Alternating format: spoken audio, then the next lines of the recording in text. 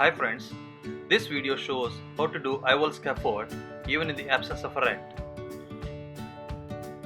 This is a hypermature cataract and IOL Scaffold is used to protect the PC as the chance of making a PC rent with unstable nucleus is very high. I start the surgery as usual. First I make two side ports and then the anti-capsule is stained with trypan blue.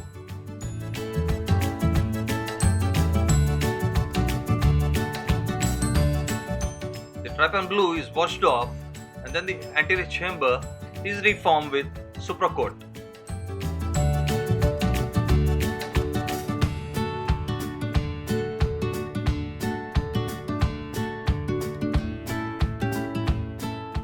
Now I make the main incision and then I enter the anterior chamber with the keratoc. So what I am doing differently in this patient is that I am entering the anterior chamber with the phaco handpiece and then on the left side through the side port I use the cystosome to make a nick on the anti-capsule. So that releases the milky cortical fluid which at the same time is aspirated with the phaco handpiece. So as the cataract is debugged, the chance of Argentinian flag sign is very low and the anterior capsule becomes more manageable. So again I reform the anterior chamber with supracoat and then I make a rhexis.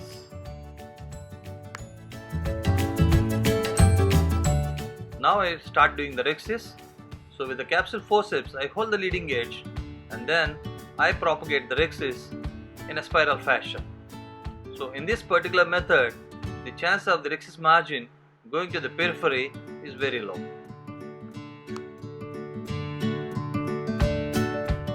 So this completes the rhexis and then I reform the anterior chamber with supracoat. So what is different in these hypermature cataracts is that there is absolutely no cortical cushion, so the nucleus is very unstable. So now I go bevel down and then I try to hold the nucleus with a phaco handpiece.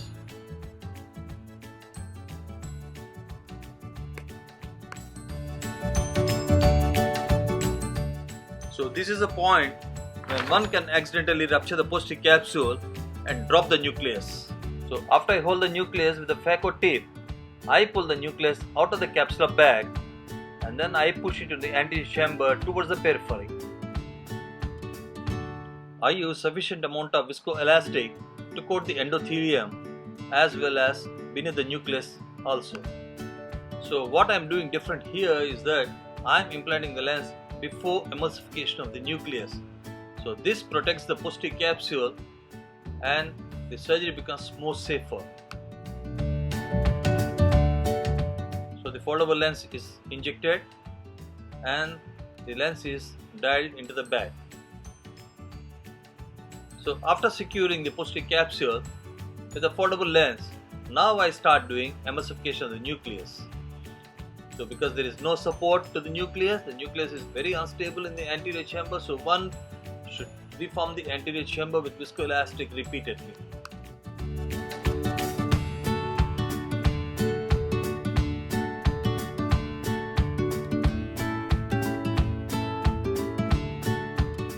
So with bit of a difficulty, the unstable nucleus is emulsified.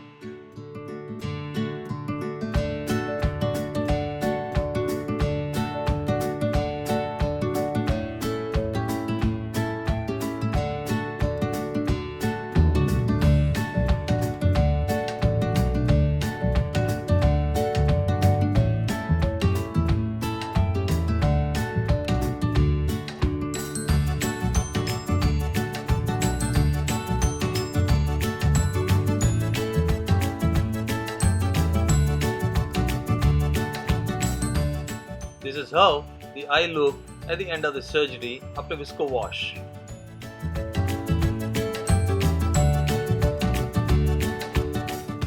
So one can see that the cornea is absolutely clear and the lens is beautifully centered in the capsular bag.